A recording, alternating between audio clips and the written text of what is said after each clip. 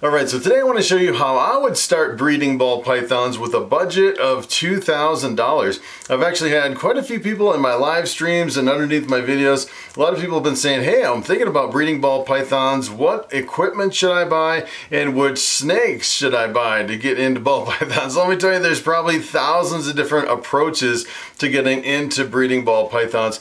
And I actually started, I kind of had a rough start. As a matter of fact, my first 2 years, I really didn't make any money. I kept investing more and more and more in my ball pythons, and it felt like I almost broke the bank when I started out breeding ball pythons. And there's definitely different ways that I would do it. If I was to actually completely start over and get into ball pythons for the first time, knowing what I know today, I would definitely do things different starting out a breeding operation.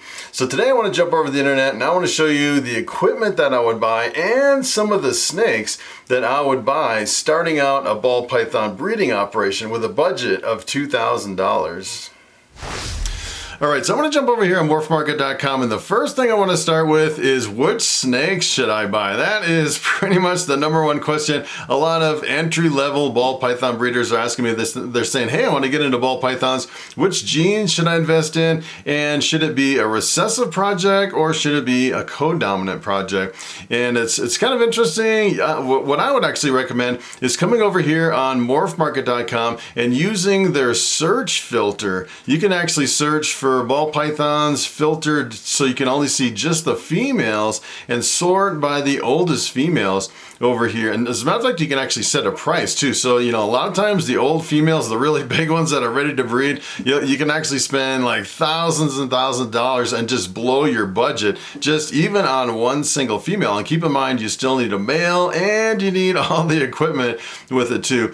And there's a couple ways you can actually do it. You can get some hatchlings. That's what I did right at the beginning. I was like, all right, I want some clowns, some desert ghosts, and I bought, I invested thousands of dollars up front, and every single snake that I bought was a hatchling. And after the first year, you can't breed them. After the second year, you can't breed them because your females aren't up to size. In the third year, maybe some of your females are finally up to size where you can finally breed them. So you're sitting on a lot of snakes for a really long time, investing a lot of money in the food and the bedding and the equipment and everything, and you're really not getting any return on investment. So what I want to do is I want to show you a way where you can make a return on investment the very first year and then use your ball pythons to support your hobby the following years. And let me tell you, now that I've been doing it for 6 years, it seemed like right after about 3 years when I had my first really good year and I had about 100 hatchlings, it seemed like ever since then I have so many hatchlings now that it just regularly pays for itself. I never have to put money back into it out of my own pocket. I always use the sale of the hatchlings to reinvest into the business, which is the way you want to do it from the start, so you're not investing everything out of your pocket. Let me tell you, if you have a hobby for years and years and it just really drains all the money out with no return on investment, it can be pretty frustrating and pretty discouraging. So what I would recommend, coming over here and looking for the females, I actually found this female over here that's still for sale. As a matter of fact, after this video post, it might not be for sale anymore. This is actually 100% het pied, a really big female het pied. You can actually come over here, look, it was born in 2013. It weighs 2,012 grams. So usually you have to have a female at least 1,500 grams to breed it, and at 2,000 grams, that's a pretty big female. And by the picture, it looks like it's a really chunky snake. Looks like it has some really good body condition. And this one's actually for sale for $850 plus $55 shipping, which is not too bad for a full mature 100% het pied female. So as far as the male, I actually kind of searched over here, and what I was looking for in a male, I want a male that can breed that female the very first year. So you can actually buy these two snakes starting out with, as a matter of fact, if you have no ball pythons and you're just starting out, technically you really don't have to quarantine your very first two snakes. A lot of people, it's kind of interesting when you talk about quarantining snakes. A lot of times you want to kind of separate the new snake away from all your other snakes so you don't transfer the mites or the respiratory infection or any diseases that they may carry. And I was actually kind of looking over here on Morphmarket, and some people said, you know, I'm starting out in ball pythons and I'm gonna buy 4 snakes and I'm not gonna quarantine any of them because you really don't have anywhere. Essentially you're just quarantining all of them, especially if you bought them all at the same time. But once you get an established collection, you definitely want to set up a quarantine area completely separate, as far away as you can from your main reptile room. So here is the male that I would pick for that one. So this one's actually a Coral Glow Pinstripe Het Pied. So this is a Het Pied and the other one is a Het Pied. So 25% of the time you'll actually hit the visual pieds from breeding these two together. Now take a look at this one. This one's 867 grams, which is plenty big enough to breed. And this was born in 2019. This one's actually for sale for $500. Shipping is $100 to $150 on this one. So this is kind of interesting. If you actually take this one and breed it to the other one and plug it into the genetic wizard over here, you can calculate your results as far as what you'd get breeding those two snakes together. So assuming that they would breed the very first year, this is what you could expect to get from this pairing. You have the Coral Glow Het Pied Pinstripe crossed with your Het Pied female, and these are all the different combinations that you would get from that combination. So you would get normals, you get Het Pieds, you get Pieds, the visual Pieds with the big splotches of white in them. You would get Coral Glows, you get Pinstripes, Pinstripe Het Pied, Coral Glows Het Pied, and you really couldn't tell the Het Pieds on those. You would also get the Pinstripe Pieds, which is pretty awesome, the Coral Glow Pieds, and the crown jewel at the very bottom, you get the Coral Glow Pied Pinstripe, which is a pretty awesome combination if you can actually hit them. So if you actually kind of look at the numbers on this as far as the odds and what you'd actually get, kind of a return on investment the first year, it really depends on the odds of how many you actually hit. So technically, I've actually seen some people hit really bad odds and get like a whole bunch of normals from a combination like this, and sometimes you can get several pieds or pied combinations from this. So for example, you know, normals probably sell for like $50. If you can actually hit a pied, a lot of the pieds sell for about $300, $350 for a pied. Coral Glows are selling for about $250. Let's see, if you hit the pin pied, I've actually seen those sell for like $500 or $600. And if you actually hit the crown jewel at the bottom, the Coral Glow Pinstripe Pied, I'm thinking, I haven't really looked over at Morphmarket, but I'm guessing based on kind of the current pricing, it's probably about $1,000 or a $1,500 snake. So let me tell you, the first year, you could definitely have a pretty good return on investment as far as covering all your expenses, all your investments the very first year, which is pretty awesome. So as far as caging, there's a whole bunch of different ways you can actually do it. And I've seen a lot of people, a lot of people will recommend doing some kind of a home built cage. And let me tell you, if you're not really handy with tools or anything like that, I'd probably stay away from kind of the homemade stuff. And I've seen some people they'll do like a wire rack system with like plastic totes.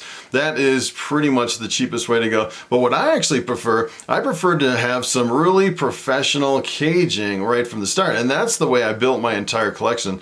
So you can actually come over here to arscaging.com. And so take a look at this. This is what I would recommend for your very first two snakes is an ARS 7010 hybrid. It's a hybrid system. So if you actually look at the whole stack with the hybrid system, the whole stack of 10 levels is $1,200.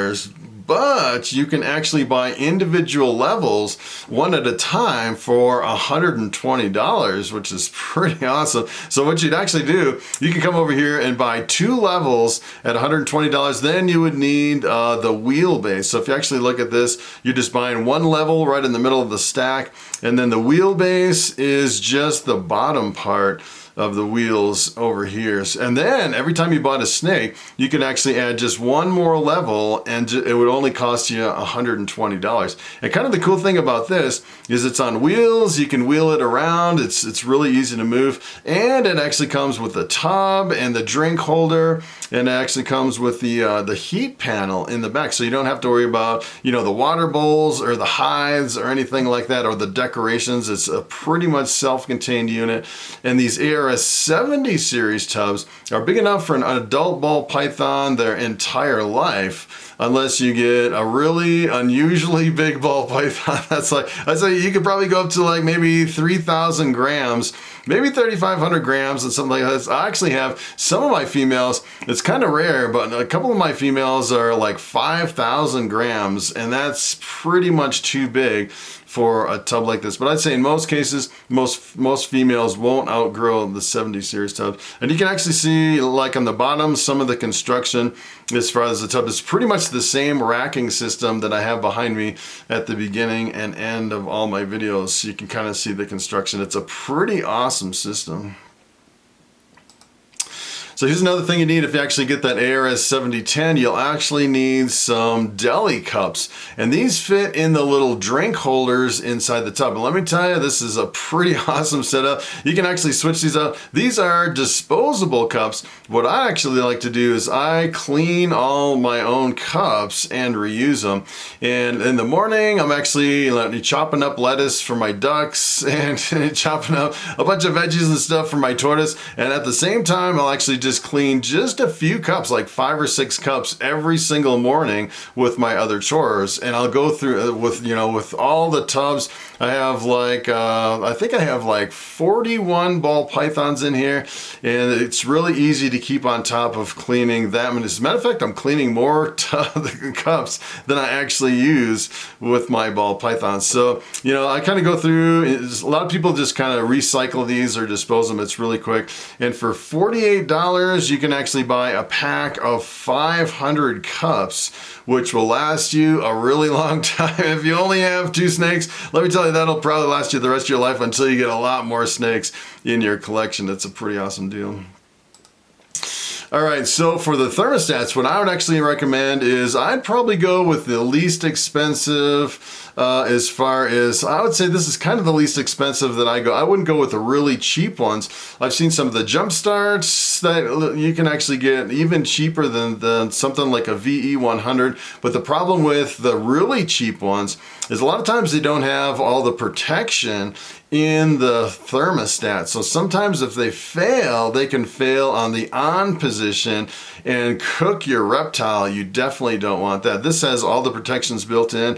And the other thing about the VE100 or the Herpstats or something like that, you can actually, if you look at the heating on them, they pulse heat the temperature the heat panels on the back of the tub, where it really maintains a steady temperature, versus if you use one of the cheap like a $20 Jumpstart thermostat or something like that. They have an on-off thermostat where it'll actually have a really big range between the on and the off. So it'll turn on, go up a few degrees, and then turn off, and then drop down several degrees before it comes back on. So it goes through these heat and cool cycles, and you have quite a bit of variability in that range between the hot and the cool cycle, where like the VE100 will actually pulse every fraction of a second and keep the heat on the panels really super stable, so you don't have to worry about the fluctuation in the heat. And if you actually look at the price on these, they're not too bad. This one is $129.95 for the VE100. So another thing you'll need is the Pro Cocoa or coconut block or some kind of substrate. I like this substrate the best. This, let me tell you, 1 block of a compressed coconut chip block, something like this. This will probably do, I'd say, maybe 5 or 6 changes of a substrate in your 70 series tub. And what I like to do is I like to put all the substrate at the front of the tub and around the cup, and then in the back of the tub, I like to keep it completely open over the hotspot so they can get right on the hotspot without any substrate in the way. And these aren't really that expensive either. This one's actually $30 with free shipping over here on Amazon.com. I'll actually leave some of the links below if you're interested in some of the stuff. There's a lot of different substrates you can get. You can get aspen. Some people just do like paper towels or newspaper, something like that. But let me tell you, when it comes to pretty much the least maintenance as far as absorbing all the smells and the odors and the mess and replacing it, at least I replace this pretty much once a month in my tubs for my ball pythons. So you don't really go through a whole lot of it. And I would say it's probably the best one as far as I've seen. You can do some cheaper ones too. Like the paper is probably the cheapest. If you do newspaper, let me tell you, that's probably your cheapest substrate.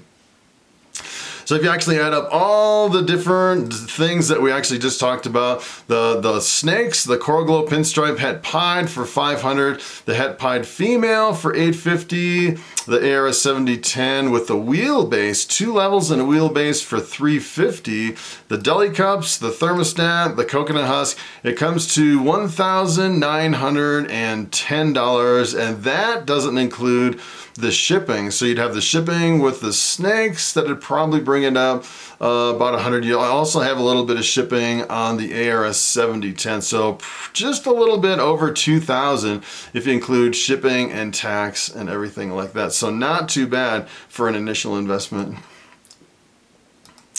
So let's talk about when you actually hit your first payday and you have some ball pythons and you're selling some hatchlings after the very first year. And then what are you going to do with that money? And what I would actually recommend is taking the money from the sale of your hatchlings and reinvesting into some more equipment to build your ball python breeding operation. I mean, that's the key, is to keep using the hatchling money to reinvest and keep building it so you can expand it as much as you want.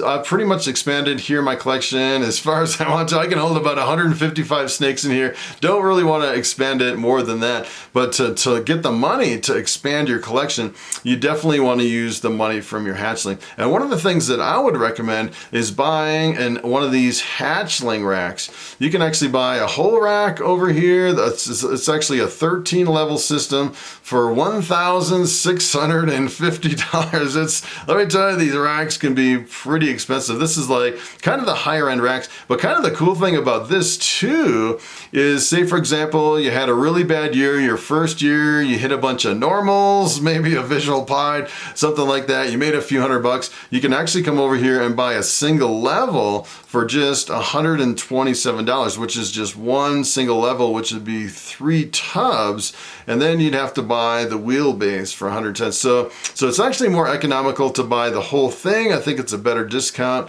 if you buy all of them together, or you can buy as many levels as you want depending on how much you make from your hatchlings. And I actually did a lot of my racks, I'd say my hatchling racks. As a matter of fact, what I actually did is I bought some adult females. I started out with, I think it was like 8 or 9 of them for my very first year, my really big year where I had like 100 hatchlings, and it really paid off. And I used all my hatchling money for my racks. But what I did is I actually had all my eggs in the incubator, and I was cutting them open and I was peeking inside, and I knew that I was going to have money from those hatchlings just peeking in the eggs. And as soon as I had the hatchlings in the incubator, I actually purchased my hatchling rack. That's one other thing I didn't actually include in here was your incubator. You'll definitely have to figure out how to make an incubator. And let me tell you, once you get the eggs, you know you'll have the money for the incubator and to reinvest. And that's kind of what I did, is I invested in kind of the initial stuff up front. And then once I had the eggs, or you come up to the end of the season where your females are getting gravid and really big, you know they're gonna lay eggs. And that time you can actually invest a little bit more because you know you'll have the recoup of the investment coming pretty soon, hopefully, with those ball pythons. And whatever you do, don't count your snakes before the eggs hatch. That's the other thing you have to be careful of. You don't want to invest all this money on the hatchling racks, and then when you cut open the eggs, you find out you have like 10 normals or something crazy like that. Sometimes the odds can completely blow you away with ball pythons. So another thing I would recommend, if you actually get this with the investment of the money, another thing you can do is buy more females that are ready to go. So for example, you can actually come over here. I found another one. It's a normal 2,500 gram female ready to pair. This is what you definitely want, something like this. And this one, since it's not het pied, you wouldn't make the visual pieds. So you kind of have that working against you. Although you would make some coral glows and some pinstripes with the combination with that male. And this one, if you actually look at the price on this one is $500, which isn't too bad. So the kind of the cool thing about this is since you have the bottom levels of the ARS 7030, essentially what you could do is you could buy this snake and then you could buy one more level of the ARS 7030 and just plug it right into your rack system and add to it. And then what I would actually do is once you get going and you start making some pretty good money with multiple females that are older, then what I would do is I would take all of that money and then really invest in some hatchlings for a long-term project. So for example, what I actually do now is I really look for a really high-end gene or combination and add it to my collection. So for example, last year I bought a banana inchy clown that was $1,500, which is a pretty high-end gene. And then it's a pretty high-end combination. And then another thing is next year I'm thinking about doing a confusion or something like that. And then you can actually buy hatchlings and then sit on those for like 2 or 3 years until the females are ready, and then in the meantime you actually still are producing hatchlings to pay for your operation from this initial investment, versus if you just kind of throw down like I did, like $20,000 and then you have no money coming in for the next 2 years. Let me tell you, it can get pretty frustrating. But this is definitely the way I would do it. Start with some adults and some equipment to kind of get you right out of the chute, making some money right up front after the first year. Use that to reinvest and then grow your business from there. All right, so it is time for the question of the day.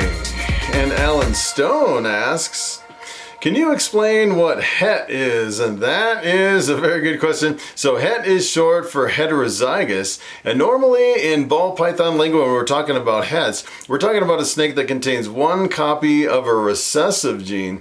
So for example, if you actually look at the albino ball python, the albino is a recessive mutation where you need 2 copies of the albino gene in order to get the visual look of an albino with the yellow and white snake with the bright red eyes. So if you actually took an albino and you bred it to another snake, all the offspring would be het for albino. They would contain 1 copy of the albino gene, but you can't tell that it actually contains the albino gene just by looking at the snake. It's kind of invisible in the background. That's why they call it het for albino. And it's probably one of the more frustrating parts of a recessive project. You can't tell if that gene is in there or not. There's a couple ways you can actually tell, and one is if you know the parents. So if you actually take an albino and breed it to something else, you know 100% of the time that the offspring all contain 1 copy of the albino gene. And if you're not for sure if it contains the albino gene or not, one way you can find out is to take that snake and breed it to a visual albino. And then 50% of the time you'll actually get more visual albino offspring from that pairing. That's where you can actually prove out the het as far as that. And there's a couple exceptions too. So for example, there's the het red axanthic, and a lot of people say that's absolutely the worst name for a gene because the het red axanthic is a co-dominant gene. So technically in ball pythons, we only use het when we're talking about recessive genes. In the case of the het red axanthic, a lot of times you can actually see 1 copy of the gene. So technically it's not a recessive gene. And if you actually look at kind of the strict geneticist version of heterozygous, you know, they kind of have a different look on pretty much everything we do here in ball pythons. So if you actually just have 1 copy of any gene, it's heterozygous for that gene. And in ball pythons, we actually don't follow the strict geneticist definition of heterozygous. So for example, if you actually look at the snake around my neck, this is Bobby, my bamboo ball python. Bamboo is a co-dominant where you can actually see 1 copy of the gene. This just has 1 copy of the bamboo gene. So technically in ball pythons, we don't call this het for bamboo because it's co-dominant instead of recessive. Although if you talk to a geneticist, they would say, yes, that is heterozygous for bamboo. It contains 1 copy of the bamboo gene. It gets a little bit confusing, but it seems like in ball pythons, we kind of have our own lingo that's a little bit different than the traditional geneticist point of view for a lot of the definitions. So that is pretty much it. Thanks for watching, and I'll see you in the next video.